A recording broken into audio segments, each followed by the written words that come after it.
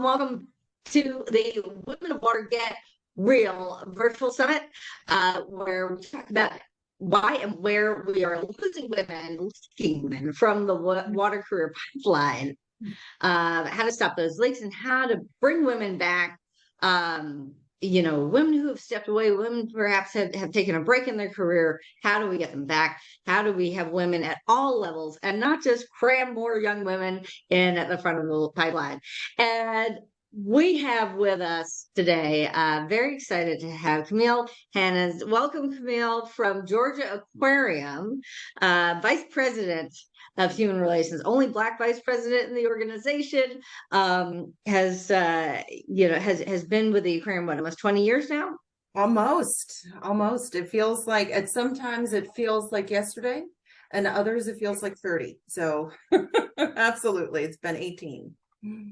And there are people who associate zoos and aquariums just with, a place to take the kids, and let them run around, if you have nothing better to do with them. And, it's all about kids' education. But the zoos and aquariums really contribute a great deal in the area of water and the environment, and have really shifted their role in society, correct?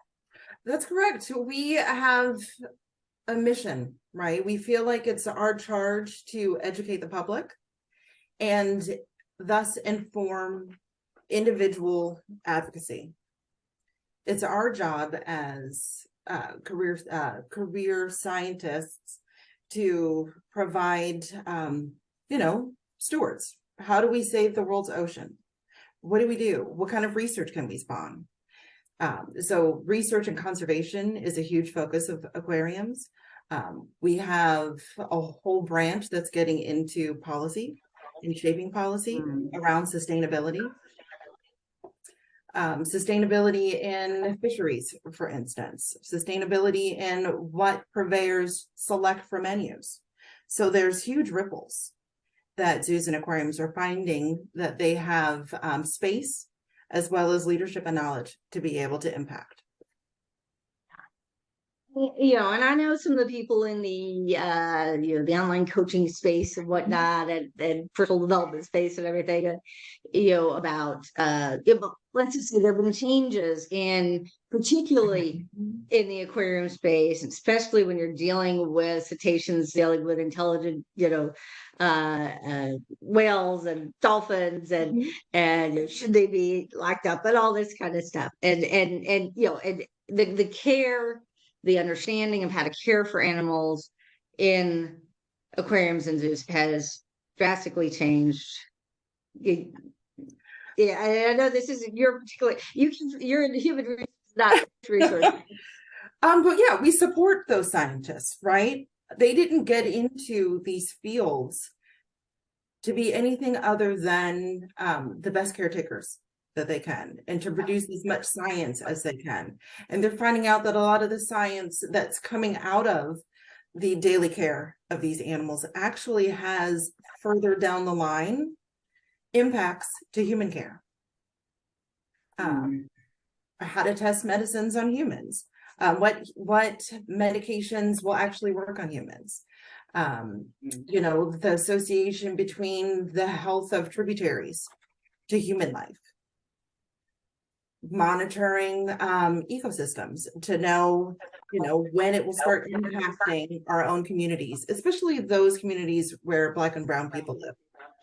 And they might not have the resources to be able to have agency in their own lives. So that's where zoos and aquariums can really impact that. For this country who have subsistence fishing. I know this is an issue, even here in Washington, D.C., where we do not have fishable and swimmable rivers. And that's something that our local water keepers and whatnot are working very hard to get us to the point of fishable and swimmable.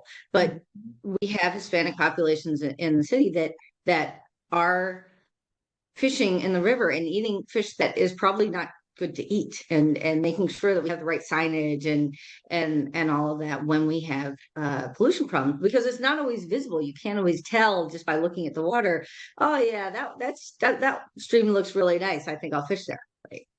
I think one of the most interesting byproducts of COVID was watching all of the waterways have life, especially life that they hadn't seen before, which is an immediate correlation to humans' impact on all of the waterways, right? Venice started to have populations of jellies that they hadn't had in a while. And so you start to see if minor changes in human behavior can have vast impacts on ecosystems. Yeah, that's huge. Mm-hmm. I wanted to share a few photos that I came up with because, one of the reasons we connected, we actually both had been involved with a program for executive women, doing some great work there. But I actually had connections with the Georgia Aquarium from that go back to some work with well, first I met some of the folks at the CHOW, Capitol Hill Oceans Week. It's a big event here in DC. And then I was able, through those connections, to connect with some folks at the aquarium because I knew that there was going to be a big event there. So you can see in the photo here, there is a big event space at the aquarium that many organizations, when they're having a big event in a conference or symposium or whatever in Atlanta, they may have at least a reception like this one, so you can see everyone is, all these water professionals talking. This is the U.S. Water Alliance when they had their first big One Water conference. They were in Atlanta, and we're all there with the fish in the background, and then after that was over, I connected with one of their staff. Now, remind me, what was his name? Peter Wilcox. He's a long-term docent. Peter Wilcox. Mm-hmm. Yeah. So this is really cool about aquariums, if you're a water geek like me, is understanding that, the stuff that we see on the outside, the little placards and the little education program, that's one thing. But every single habitat that is being created for every single type of species from different parts of the world, they all have different pH. They all have different temperatures. They all have different minerals in the water. They all, they grow their own coral. It's gotta, you have to understand the water is the habitat for all of these species. And so they have really impressive treatment devices. And if any of you are in a city somewhere that has an aquarium, and there's not very many, like 18 in the whole country in the US. I mean, it takes a lot of work to build an aquarium. If you have a water organization and want to find a cool tour, see if you can get a behind the scenes tour, not the front tour that everybody else gets, but a behind the scenes tour, and see all this amazing stuff. Absolutely. And part of the tour is also to see our water quality lab, where we have professionals and volunteers who are testing the water on routine, round the clock sessions. We have one of our manager over at the lab is also working with light and recreating various environments based on light usage, in order to make sure, that it replicates all levels of the ecosystem. I mean, there is so much science going on behind the scenes that you wouldn't think, like you said, if you're there as a guest. It's really when you start to dig in and engage with some of our more passionate scientists that you start to realize all the things that it takes to transform a landlocked city like Atlanta, to have an ocean. Yes. At one point they used to say that they turn over in the middle of Georgia. In the middle of Georgia, where we only have man-made lakes. Do you know how many aquariums there are in the US? I know I've seen that number somewhere. It's less than 2 dozen. Yeah, I was gonna say I don't offhand. We are the largest, and I think we are on the coast, mostly along the coastlines, right? So you can imagine, from a human resources perspective, our value prop, bringing people who are coastal scientists into a landlocked city to say, no, you're really going to have some heady science, and you're going to be able to sink your teeth into ocean work, on a local as well as international stage, and getting people to decide, well, the reason why I got into this field was because I wanted to go out on a boat immediately. And ours is I away. go surfing every single morning, or I can't start my day. Right. We have, thankfully, I think we have Atlanta itself and Georgia has an exceptionally high number of dive shops. So there are avid divers in Atlanta, and that's another pathway for employment. We have about 200 volunteers that dive, and then a lot of them decide that they want to convert into a paid position. And so it's a great pipeline. Well, and this is one of the reasons we, as we were preparing for this, that we wanted to have this conversation is water and the environment. These are fields that attract people later in life. Right? Absolutely. And so, I mean, personally, I started out in politics and legislative offices. I wanted to study engineering at Dartmouth, and was told by my mother, no, we're not going to waste our money, because girls aren't as good. A medical doctor telling me that,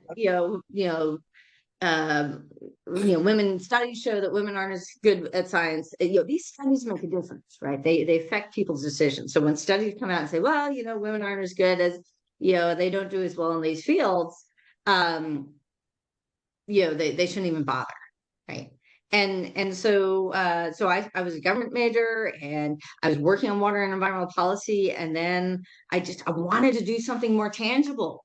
Yeah. And there are women who are more mechanically inclined and more tactile and kinesthetic, right? And like to actually get in there and fix things, and not just take care of dolls, which I never got into as. And, I understand that. But that wasn't my thing. And then we might later on get into this. I have a woman working with me on the summit. She's got a full-time job, but she wanted to help with this, and she had been it's called a Davis Scholar at Wellesley. Wow. That she had spent 10-15 years at Walmart doing logistics and everything, and then went to Wellesley in her 30s. And so she's already over 35. So she's already aged out of a lot of the young professionals programs that are out there.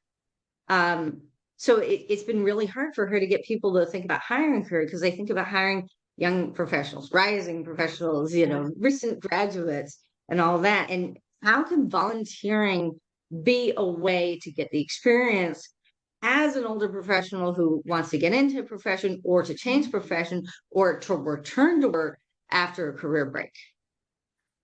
I mean, it's just so interesting to hear you say that it is a young profession, because that is not necessarily what we see. Of course, there are the young professionals who are doing a lot of the physical, right? The lifting, the feeding, the chopping, all of those things as they gain experience. But there are other avenues and other entry points, those with experience who are coming in, and they don't have to sort of learn from the ground up. They can come in wherever their profession level is. We have volunteers who end up becoming contractors. So while they might not be an employee, right, they're contractors. They have an expertise that we need, but we don't need it all the time. We have some who started off with us and then decided that they were ready to spin out into their own business. And so periodically you see people 20 years later coming in, and they're a rock expert. They're a waterfall expert. It's their own business. And so we still leverage, right? Aquariums are all about building community. Yeah. Whether it's the community with which we reside or the community of professionals that we get to work with. And you'll find that a lot of professionals have worked at several amusement aquariums over the course of their career. And they always come in at different levels. One might have just gotten there first, promoted into a leadership position. And then another person who was a leader is now in a senior professional role, reporting to that person. So the structures sort of morph. We tend to utilize our volunteer pool for those that are interested in careers as working interviews. but it's a two-way, right? You're getting exposed to the way the aquarium works. You get to travel to various departments and teams and work on various levels of science. And you get to decide where you want to stay. Like, where do you want to plant your flag? Yeah. Yeah. Because it's book smart stuff. You know, Mhm. and we have people on the summit who are in all different areas of water. It's not just the scientists and engineers in the offices, Right. it's the operators, wastewater, people who come in, they're used to smelling like Yes, punk. we have all of that. Because if you want to get out there and get dirty, you can still do that. It's amazing how you can desensitize yourself from a scent perspective. Yeah, great. You mentioned something, and we have a number of people that we're bringing in to talk about um, uh, starting your own business and being a water entrepreneur and all that kind of stuff. And that is one avenue, but that is not for everybody.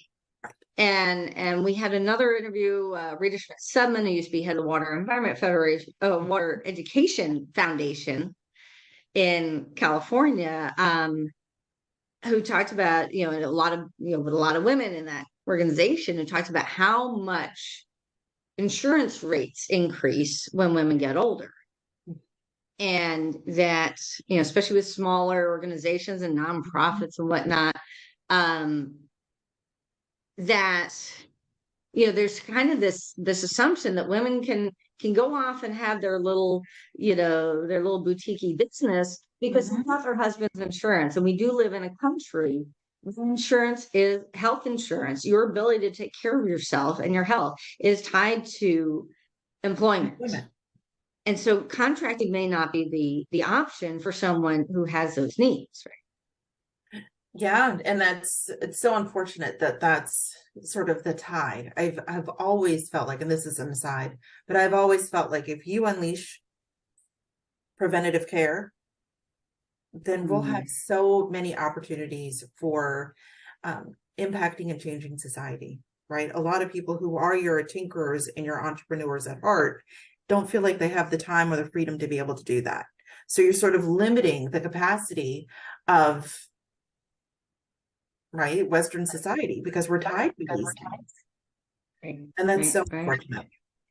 I mean, a lot of these, you know, the mom entrepreneurs, the women who are doing a little business on the side while they're raising their kids, you know, and actually, you know, I still have this from back in the day before Zoom had the backgrounds, because a lot of women would do that. They wouldn't have an office. They'd be in the living room.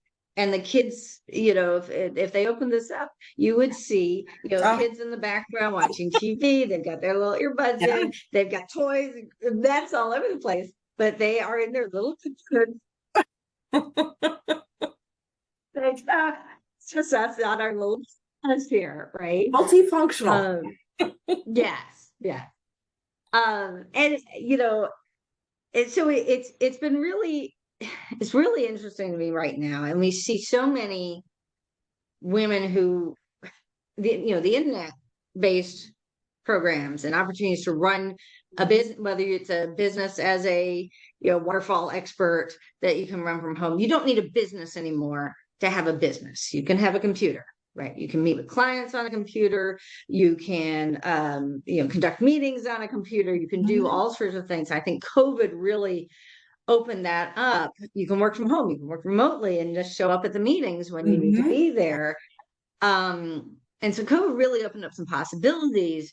Women, what are you seeing in you know, in HR in terms of the COVID and the post-COVID effect, especially for women, right? Of flexibility, you nailed it.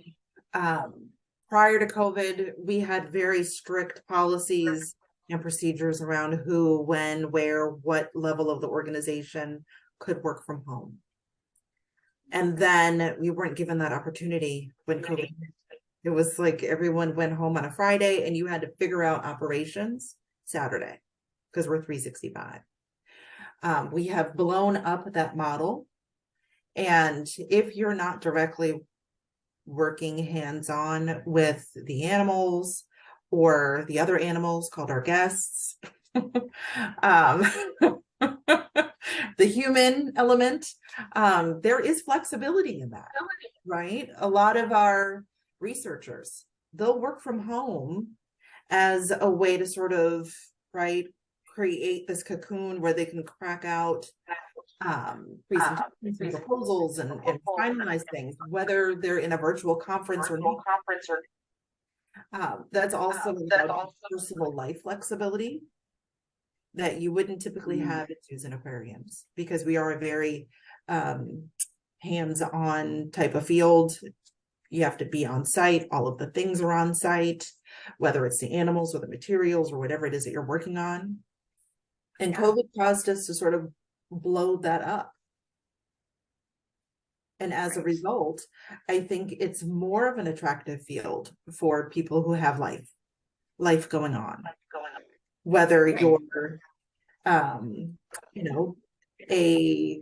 we were talking about earlier, whether you have children or not, or, you're starting your own business at the same time that you're working, right? Like, just flexibility in general is what this newer generation is looking for. And as a byproduct, all of us get to experience that. Right. Yeah. Yeah. I mean, COVID really, all the people said, oh, I'm too old, I can't do that. Well, they damn well had to learn really quick. And I've seen a lot of people who are much older than me who, caught on really quick. These are smart people. They can figure out computers. They do computer models all the time. Figuring out how to do get on a Zoom call is not hard. Now, I will say that it was a little painful of a transition those first few months. Every meeting would start with, everyone getting used to technology. Is this on? Can you hear me? Sometimes you'd only see someone's eyeball because they were getting used to things. But exactly, forgetting how to mute. We've gotten very comfortable with home spaces, as you have said. So there was a nice learning curve that we can laugh about now. It's not as big a deal. I mean, right before COVID, you remember that video that went on the internet, and some guy was on a national television, what was it, the British national television show, and he's in the news, and his wife, the kids runs in, and then the little Tom is in there, and it was like, ha ha ha, and that's funny. And now, like when we were preparing for this meeting, your kid came in, and it's like, see you, I feel better, and that happens, and this it needs to happen. It needs to be something that you can still set boundaries, men or women. If you're working at home, you have to prioritize. If you're in a mission-driven workplace, you have to be able to prioritize work. I mean, it's one thing when you're getting minimum wage and you're, just answering, whatever. But to work in water and the environment, this is one of the things that drew me and a lot of other women into this very male-dominated field. It is a very mission-driven industry. Like you said, your animals are there 24/7, 365, and they can't just not show up and feed the fish and the whales because, I don't feel like coming in today. My kids got a tummy ache. Find someone to take care of them. Fulfill your obligations. And I actually, a little fired up about this because we're just all. We have a lot of coaching for women in the industry, in all industries, but especially, lots of male-dominated industries. We just need to teach women confidence and leadership skills. And there's this one woman that I finally got to agree to come on. We were going to do this on a Sunday, and they do the interview. And she talks about how women are over-mentored and under-promoted. You need to promote more women, and she has this big speaking engagements and a podcast and everything else. And then she gets in touch with me right before the interview and says, sorry, I have a family obligation, can't be. Oh, yes. Yeah. I had women sign up for, it's happened 3 times, women who said, yes, absolutely, I'll sign up. And they sign up for an interview, and I show up ready for an interview. And like, oh no, I just want to talk about, what's your summit about? I'm still thinking, I'm still deciding. Well, I got to check with my boss. I got to check with this. And it's like, it times the deadline. We already passed at this point. We've already passed. We were going to launch on International Women's Day. We were going to get everything done and be out there promoting, getting people into the summit as of International Women's Day. And I've still got people signed up because they kept delaying and delaying and delaying. I mean, like days before we start. And meanwhile, the first day of UN Water Week, or the 20th, there's this woman who's got $250,000 from some steel magnate's family to open a center on gender and youth and water, and we just need to inspire more young people. That is a distraction. If we want women in leadership, we need to be talking about how to get women in leadership, right? And we have to show up to do that. We're not back out last minute and say, this is important, this matters. Right. We're starting some DEI work at the aquarium, and it was very interesting to hear one of the consultants that we did an RFP process and all of that. And this one consultant said that women refuse to look at positions and apply for positions and put their neck out for roles unless they feel like they have 9 out of 10 of skills that are requested. Whereas men, they're more aspirational in thought. They might have 3 and say, I can do it. You know what? I don't think that that's really, I mean, I hear that quote over and over again. And I think it's beaten out of women when they show up over and over again with all the qualifications against people who have far less qualifications. And they're just, oh, wait, you didn't check this little box. Sorry. Right. And it really, I don't think women start out that way. No.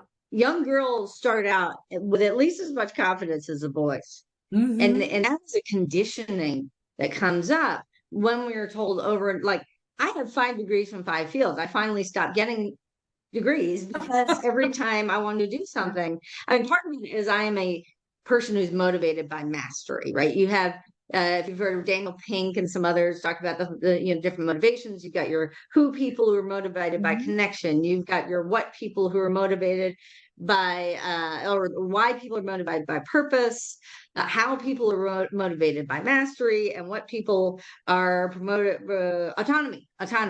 Just tell me what to do and get out of my way, right? They want that autonomy. So autonomy, connection, mastery, and purpose. I'm a mastery person. I like to learn. I like to really understand how things work. Engineering, get it. So I learn for that, not to impress people with how much credentials I have. And yet there are people who kept telling me, you need this, you need this, you need this. I was like, hey, no problem, I'll go get another degree. Piece of cake, I'm good at school. But no, I have positions and I'm told they don't want to hire you because you have a PhD. Which is interesting. Younger That's people the opposite in higher positions, and they don't want to hire someone with more degrees and more experience. Well, you'd be bored. You wouldn't want this. You're a PhD. You wouldn't want to do this. It's like, what is more boring than waking up in the morning without a job? Yeah. Not contributing to the world. So at aquariums, I mean, it's a little different because most of the people that are in any of the scientific fields are doctors. And so there is a huge support network, I would say, for furthering mastery, because it's all about connections, and then when you're connecting into the new field, whatever it is, whether it's a new environment, you're working with a new third world country, right? You have to get over that skepticism, and coming in with those PhD titles and background and pedigree really helps keep those doors open. For us, we've had a few women who we've wanted to promote. And they have decided, because they want a family or because of whatever perception of inflexibility that the organization has, that it's not for them. And it's our job as a human resources team to keep promoting the flexibility that we do have. Right. So that more and more and more people stay.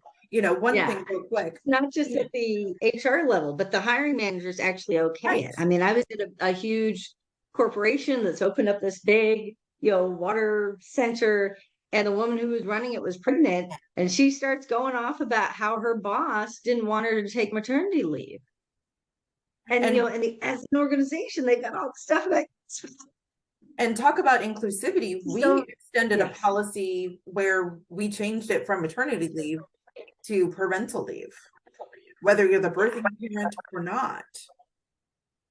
We've stripped out all of that nomenclature that's gender segregating and have said, we don't care who you are or how you became a family. We're going to support that. And we're going to give you paid time off for that. So I think a lot of the onus is on the organization to shift. Yeah. And there's a lot of, especially in the sciences and engineering and, as well as any policy analysis, economic analysis, whatever, these team-based, mission-driven projects. It takes a team to run an aquarium. It takes a team to run a utility. It takes a team to run an agency, right? And you have to rely on all the members of your team. And the person who's running that team has a lot of power. And to go around them and go up to HR, retaliation city. We have a lot of people who like to leapfrog and come to us, and we're fine with that. What we end up doing is doing a lot of coaching and mentoring and role playing. So we don't necessarily get all HRE and launch an investigation. It might just be, well, what is the result that you're looking for and how have you approached it? Let's role play. I'll play the role of X and you say everything that you need to say to get off your chest, and I can help you have a productive conversation. And then I'm going to need you, right, as the accountability piece. I'm going to need you to come back in 2 weeks because you have to make things time bound and let you know how it went. Did you have that conversation? Were they receptive? Is there a part 2? Do we need to now role play something else? Do I need to come in and help mediate? Yeah. And not have, right. And because, my experience and others, when you have that experience that, HR, they're on the side of the people in charge. And if it is, mostly men in the executive roles, if it is mostly men in the principal and associate roles, if it is mostly men, leading the operations or leading this, leading that, and if you're lucky, and yes, there are a lot of amazing men out there, a lot of amazing men. I love the guys in the water. I love water. We are water citizen. We're not water woman. We're water citizen. All waters, any people passionate about water. We love all people passionate about water. If you love water, we love you. Okay, let's just say that. But when you have a man who says, we want to support women, you're golden. But that can change like that. It can. Somebody retires, somebody else comes in, and look at all these pretty chicks we have around here. Lady, you don't want to bother with all that computer stuff. Well, why don't you go home and take care of your kids? It can change overnight. It can. I mean, we saw that going, from one president to another. The attitudes and what was acceptable to say. And I don't want to get political or anything. I'm just saying, in terms of individuals, in terms of what was tolerated and promoted and celebrated. If you are celebrating sexism, if you're celebrating and rewarding that kind of behavior, then all the, there has to be procedures in place and they have to be implemented. So it's not just reliant on, do you have a good boss or not? Because so often women and people of color and, LGBTQ and whatever, they might have a great work experience until they get a new boss. And it's like, oh shit, now I got to leave. And it impedes your forward progress down that pipeline, going towards leadership when you have to start over again. And well, now I'm going to have to volunteer for a while just to show them that, yes, I really will show up and do the work, right? I don't have kids. I don't have, something that, pulling me away. I want to get out there and start working again. And I'm willing to do it as a volunteer until we can get me on, and show what I can do. And I can even write the proposal to get you the money to pay me. And for most mission organizations, that is music to their ears because they are reliant on funding, right? There are, in our organization, there are lofty dreams and 2 people responsible for grant writing. Yeah. So any way that you can partner with that and help source and fund and write and, provide that accountability piece for those grants, there's already going to be a listening. There's already going to be an ear. Research and conservation. Let me know. Yeah, in our research and conservation department, the leader and one other director who just joined are the only men. The rest are female scientists, and they're all relatively new. There is a director also who is a female scientist. She's a PhD. Her niche is in nutrition, animal nutrition specifically. But she's leading all types of science. Right. And so I don't want to keep harping on zoos and aquariums because really I've only been in one aquarium. I did have an IT background. So I was an IT recruiter, so I know what that field is like. I worked for a law firm in DC in their HR space. So I do know what law is like. This is my very first aquarium and I've been here for 18 years. And I see it as more it's equal in a way. And I think it's because zoos and aquariums tend to lean women. So it might be, where can I do the science that is supportive of me in my endeavors? That is not the case in all departments, right? So some of our technical, like our life support technicians, which are really getting in there, talk about manual dexterity. They're getting in there and they're, watching the controls, and these are all the pumps and, Ocean Voyager, one of our exhibits.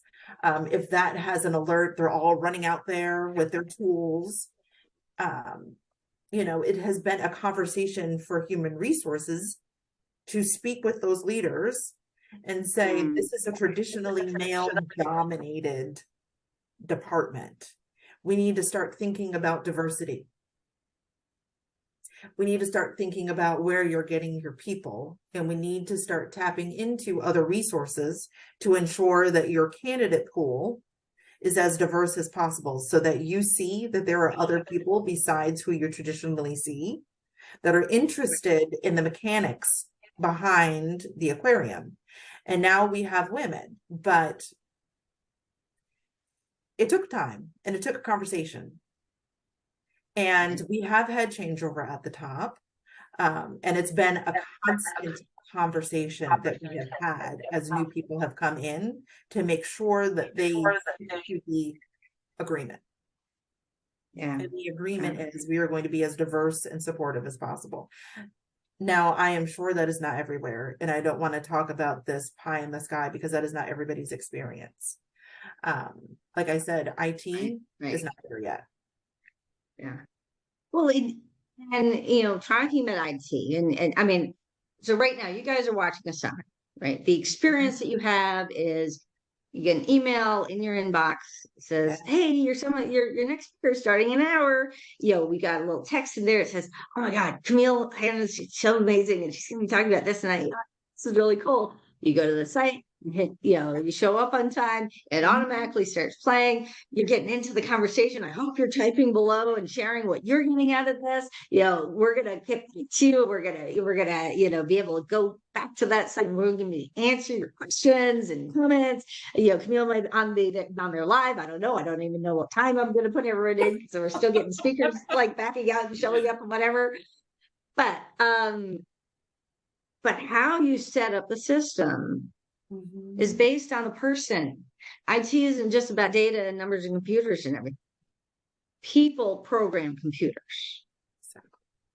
We create the virtual conference experience that you have here. And hopefully that's an experience. Let us know how we can improve, and we'll do better next time. Hopefully get more sponsors on next time. But it is about having that back and forth experience that is part of a conference, and not just sitting passively and watching videos. And so whether we're programming a conference, or whether we're programming a water treatment system, whether we're doing planning for, fishing in low-income communities, who it is who's doing the programming makes a difference. So if we don't have women and people of color and people with different backgrounds involved in programming, we see, all right. I was going to let you talk, but I got to share this story. A friend of mine was doing a lot of like automated HR kind of stuff, and invited me to a virtual conference with a woman who had invented a new online job program for women, like a job, like because things like Indeed have embedded sexism in the way they match people, right? And I thought it's interesting, right? Didn't really think much of it. And then I'm, tagged by Indeed to apply for some job, or apply for the job. And then they said, would you like to take this test? If you take this test on your management skills, it will help the the people, the hiring managers, to know if you're a good fit for this job. Okay, I did this test. Indeed, right? Indeed.com, one of the biggest hiring systems out there. Okay, this is what the test is. You're a new manager at a job, and the existing team has 3 people that you're managing. And so the questions were, how would you handle this person? How would you handle this person? So when you look at the people, you are supposed to be this new manager who is a white, bald man who looks like the boss in Dilbert. Oh my goodness. This is who you are. Oh my God. Your team that you have to decide how to manage. We have one young woman, and this is pre-COVID, one young woman who wants to stay home and play with her cat. Do you let her stay home? Okay, well, we have an older woman who was good friends with the woman who used to be in the position before you, and she's mad because she can't hang out with her friend anymore at work. And then you have the angry Black man who had applied for that position and didn't get it. Wow. This is how Indeed decides who is a good manager.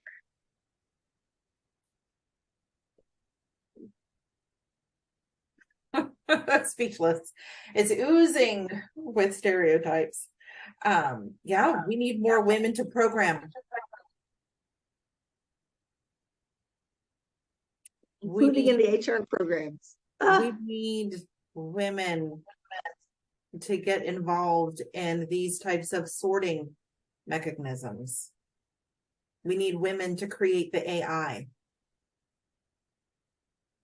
And we need women who are diverse, because there's even some diversity biases with some of this AI tech, that we can create.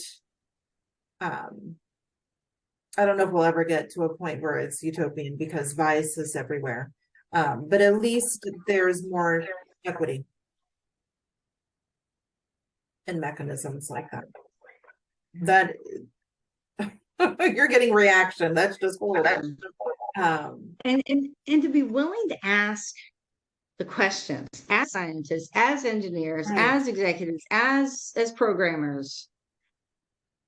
Why are we doing it this way? Well, everybody knows this. There was a study that had this number that said that the way we get more girls, more women into water, is to inspire 7th grade girls and tell them water is important and science is fun and you too can have a career in water. And if you get young children, then everything else will be peachy keen.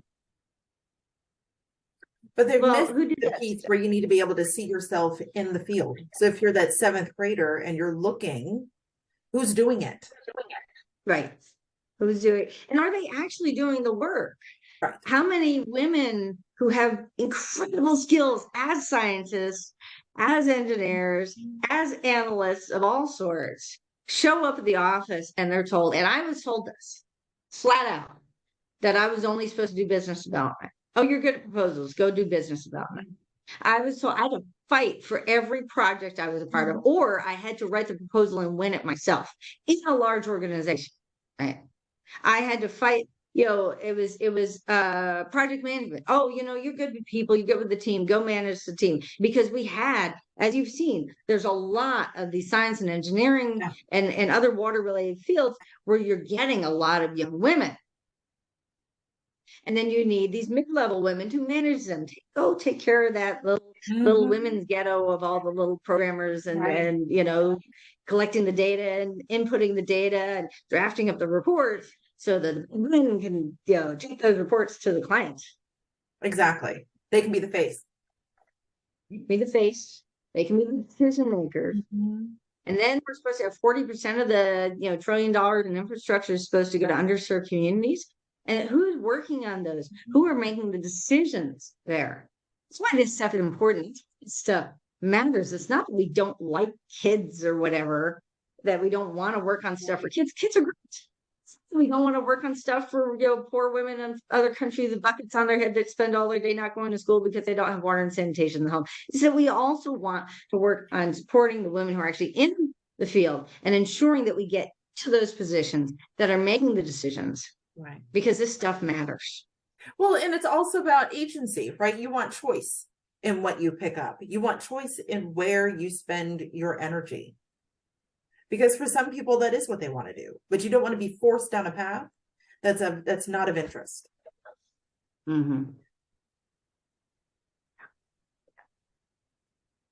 Hopefully, the 40-some voices that you're hearing in this summit over the course of this week, and I hope you can hear, for those of you who are watch as many as you can. We're releasing it during the week of UN Water, the 20th, 21st, and then we're having an entire encore week the following week. So if you missed it one week, you can get on the next week. We have we have an option that you can get lifetime access, so you can watch it when you get time to do it. We're developing a whole community for this audience to continue the conversation, to continue to support each other with women from all over the world, all different types of water, utilities, conservation groups, and yes, aquariums. And Camille, thank you so much for being here. And any final thoughts you want to share with our amazing audience?